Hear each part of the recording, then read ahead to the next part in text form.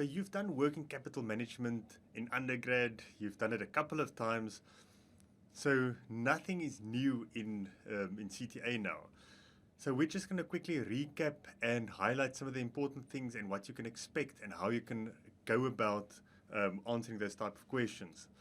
So working capital, obviously that's our accounts receivable, that's debtors, inventory and accounts payable. And you need to understand how that working capital cycle works, which we'll look at in the next video.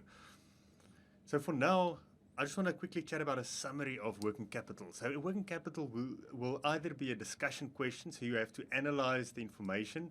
It could be integrated with financial statement analysis.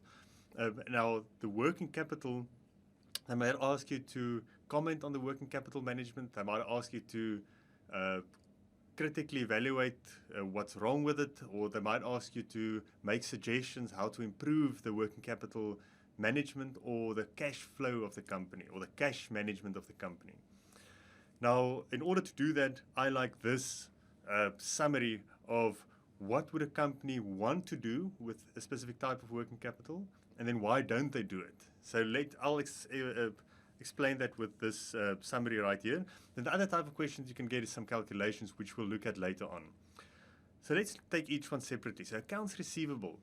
What would a company want to do in terms of sales? So there's two extremes. They can either sell for cash, only for cash, 100% cash, or they can sell 100% on credit. And then obviously any combination in between, so 50-50, 70-30, whatever. So why would a company go for 100% cash? Why would they want to sell only for cash? Well, if they sell only for cash, there's less risk of bad debts. They know they have the money. They don't have to worry about collecting the debt. There's no admin surrounding it. There's no vetting of customers. Then they have the cash in hand. Now, why would a company not do that? Because if it's so easy, why don't all companies just sell for cash? Well, they can lose out on sales, because if the competitors sell on credit and our company does not sell on credit, some of the customers that cannot pay immediately might go to our competitors. So it's a way to increase our sales and to increase our profit. Okay, so if we can increase our profits by selling on credit, why don't we sell everything on credit then? Because obviously then we're going to do much better. Well, if we give credit too freely, we will increase the risk of bad debts. We will have more admin collecting the debt. There's more processes involved. We call that credit risk, the risk of our customers not paying. The credit risk will increase. So you can see with working capital management, it's a tug of war. It's a balancing act all the time. So when we go for the advantage of one, so selling only for cash, we automatically get the disadvantages for selling on cash. And it has to be a balance. And it also depends on the specific situation of the company. So that's why you have to look at the industry, you have to look at the specific liquidity and position of the company, and then you have to find a balance. So these are things that you can use to help you with your discussion, to help you analyze it and to help you give recommendations. But you must realize there's never going to be a perfect answer. You're going to have to explain what the risk is and what the reason would be for going with a specific strategy or working capital strategy. Now let's look at the next one, so inventory. So all of this you've done before, this is just summarizing it. So inventory, what are the two extremes? We can either have zero inventory or we can have lots of inventory. That's a sign for infinity, so we can have as much inventory as we possibly can afford. So this is the extremes. Why would we go for zero inventory? Okay, so the reason for zero inventory might be it's obviously cheaper. We don't have to store it. There's no storage costs. There's no risk of it getting stolen. So there's no management of the inventory. We don't have a risk of not being able to sell it if the trends change. So there's a lot of reasons for going for zero inventory. Now, if that is so great, why don't companies just not keep inventory? Well, there's a risk of going out of stock. There's a risk of stoppages in the production, bottlenecks, or waiting for raw materials.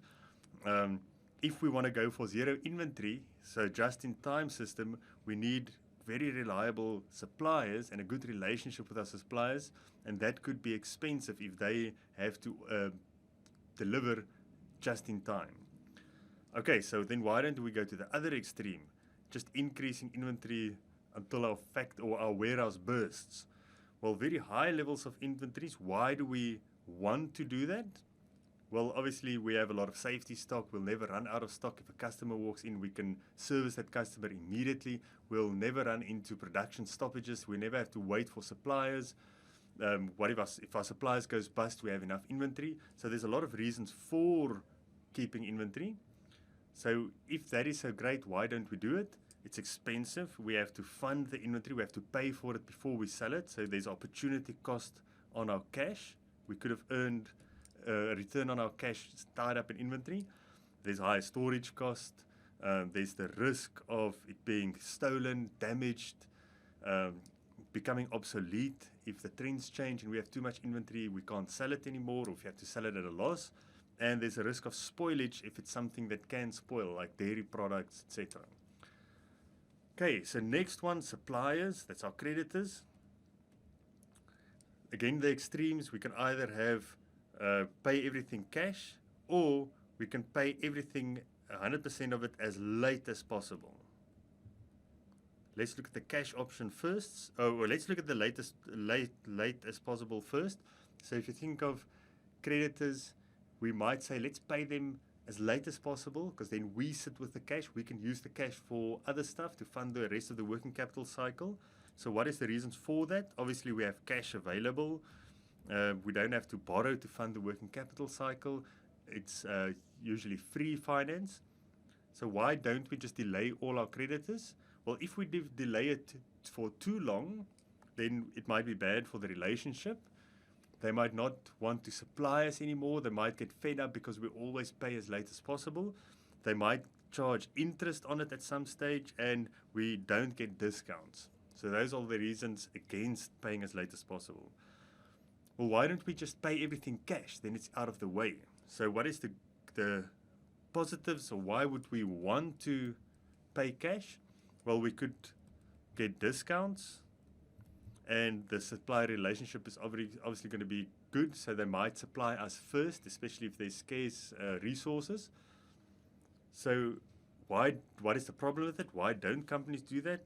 Well, there's opportunity cost, because we forego the use of this free financing. Because if they say we can pay in 2 weeks' time without incurring any interest, then we can make use of that to buy our inventory and to fund our working capital cycle, our debtors. So it's a free source of finance that we forego if we pay in cash. So can you see it's a balancing act? So when you have to comment on a working capital cycle of a company, these are the things that you have to keep in mind. And when you make recommendations, you can't just say pay everything in cash to get the discounts, because there's opportunity cost. So you might possibly have to do calculation. Or you can't just say, well, let's give credit as much as we want to increase our sales. You have to then watch out for the downfalls of that, like bad debt, etc. So go through this, make sure that you understand it. Don't memorize this list. This is not a list that you have to memorize.